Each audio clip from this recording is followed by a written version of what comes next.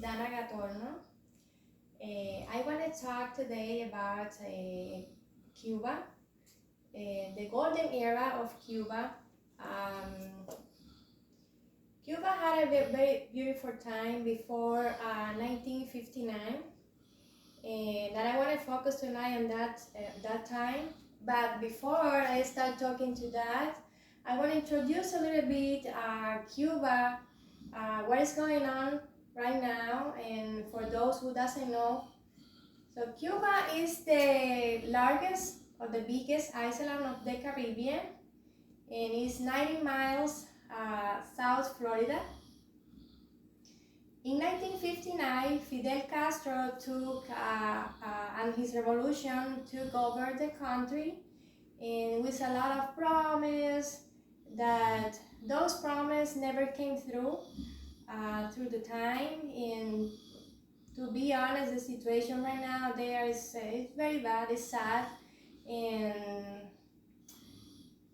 it's a mess. Cuba is a mess right now, but this is not what I want to focus tonight. I want to focus what was happening before 1959 in Cuba. I was doing my research about this, and I really found a very interesting things that nobody told us. They really keep hide this history of Cuba, and I found very interesting things that I wanna tell you. I wanna talk today. For example, a lot of things was happening in 1922. The second radio station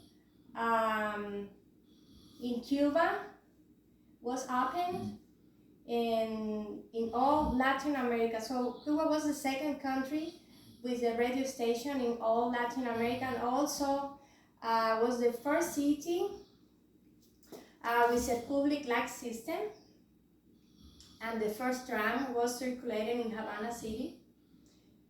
They were the first city in Latin American broadcasting on the radio, music concerts, and news.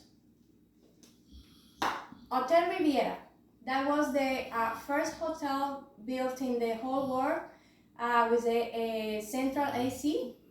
And the Foxa was the first building that they built with reinforced concrete. Also in 1958, most railway lines per cubic feet was all around the country. It was something really nice. And Cuba had the opportunity in the whole world to enjoy the 3D theaters and multi-screens in Havana. In 1958, Cuba was the second country with a color TV. And by 1954, they had one cow per person. So they also were the first sugar cane producer in the world, and with the most advanced technology. And by 1958, Cuba economy was number 29 in the world with the most doctors per capita in the country.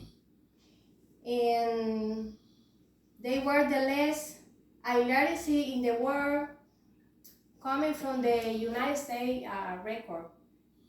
No, from the United Nations record, sorry.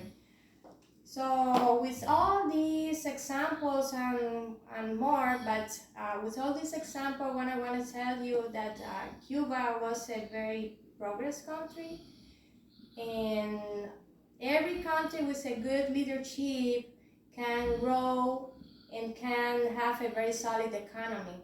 And they really left us that legacy, and maybe in the future we can have it again. Thank you so much, and have a good night.